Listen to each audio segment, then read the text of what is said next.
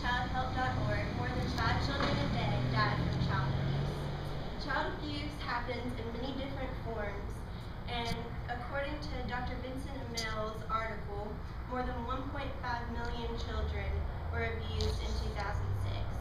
That's 1 in every 58 children.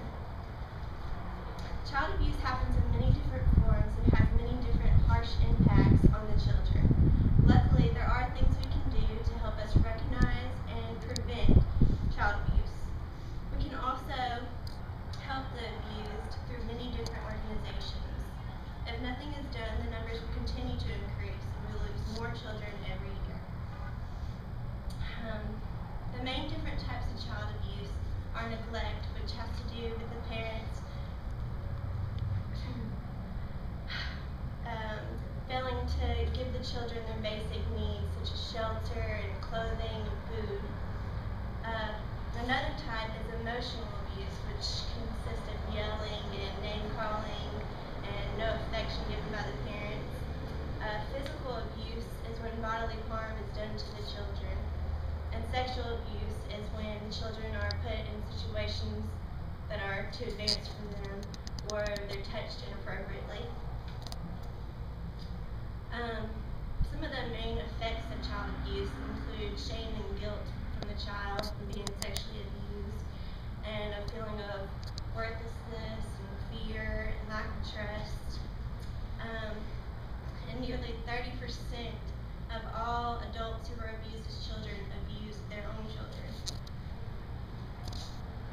Some ways that we can help recognize and prevent child abuse is through knowing the warning signs. Some include unexplained cuts and scratches and welts, or filthy clothes and clothes that don't fit, or trouble walking or sitting, unexplained fear. Another question you might be asking is what you can do to help. You can donate money or your time through many different organizations.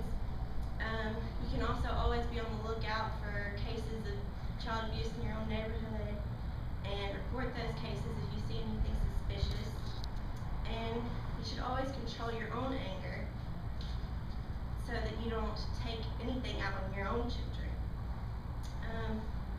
We can really make a difference if everybody gets out there and tries to help children who are abused and take them out of those homes. We also need to remember that most children abusers are not strangers. They're family members or friends of the family, uncles. Child abuse happens in many different ways, and it gets harsh impacts on the children. Luckily, there are things we can do to help us recognize